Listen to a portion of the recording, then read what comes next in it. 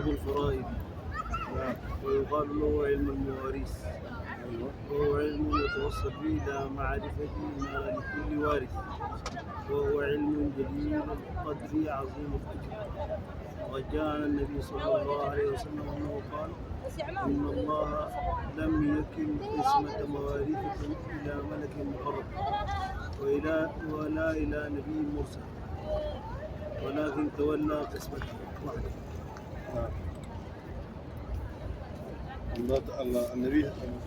النبي صلى الله عليه وسلم عليه الصلاة والسلام، اللهم صل على سيدنا محمد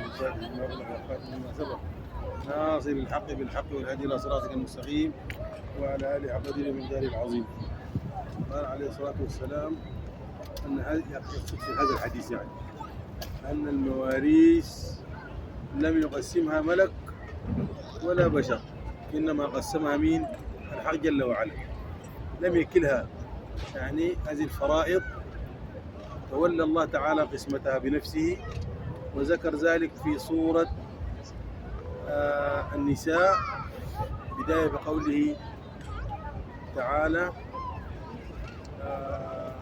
يا أعوذ بالله من الشيطان الرجيم، بسم الله الرحمن الرحيم. يا أيها الذين آمنوا إلا استغفر الله، يوصيكم الله في أولادكم للذكر مثل حظ الأنثيين، فإن كن نساء فوق اثنتين فلهن ثلثا ما ترك، وإن كانت واحدة فلها النصف، ولأبويه لكل واحد منهما السدس مما ترك إن كان له ولد، إن لم يكن له ولد فلأمه الثلث إلى آخر الآيات. والآيات هذه آيتين يعني حوت هذا العلم كامل. ده من إعجاز القرآن، أن يكون علم كامل يحوي يعني يختصر في آيتين فقط. هذا من إعجاز القرآن الكريم.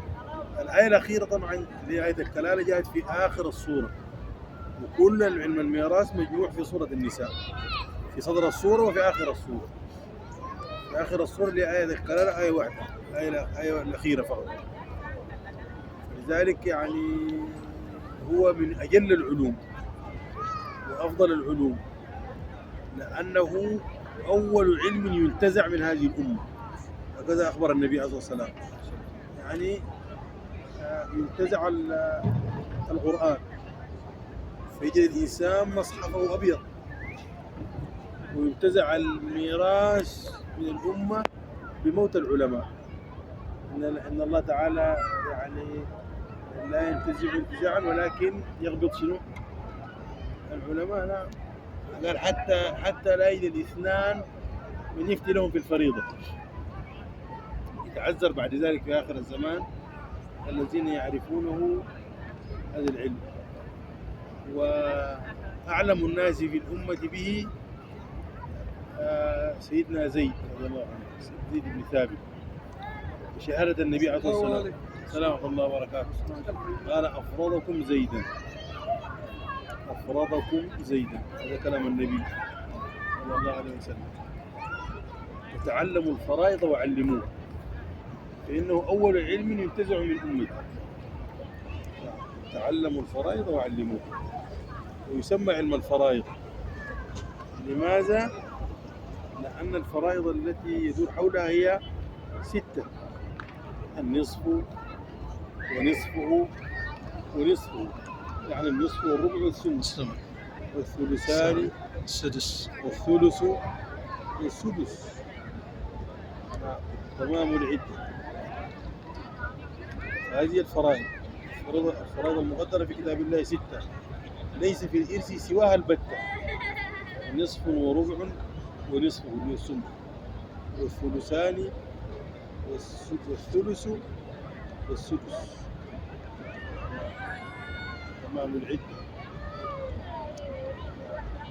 أما الثلث الباقي هذه حالة خاصة بالأم، لا يعتبر فرض يعني مع الفروض. بعض الناس يقول لك الفروض 7، فرض ثبت بالاجتهاد اللي هو ثلث الأم، الثلث الباقي. والستة التي في القرآن اللي هي النصف والربع والثمن والثلثان والسدس. يقول لك الثلث الباقي ثبت به الاجتهاد، لكن هذه حالة خاصة للأم، لا نعتبرها يعني فرضا قائم بذاته، حالة خاصة بالأم. هتجينا يعني إن شاء الله اللي هي في زوجة وأم وأب فإن يكون ثلث الباقي مرتب. نعم. وحده العلم بالأحكام العلمية المختص تعلقها بالمال بعد موت مالكه وموضوعه التركة. يعني معناها تعريف أنه متعلق بالأموال التي يتركها شنو؟ الميت.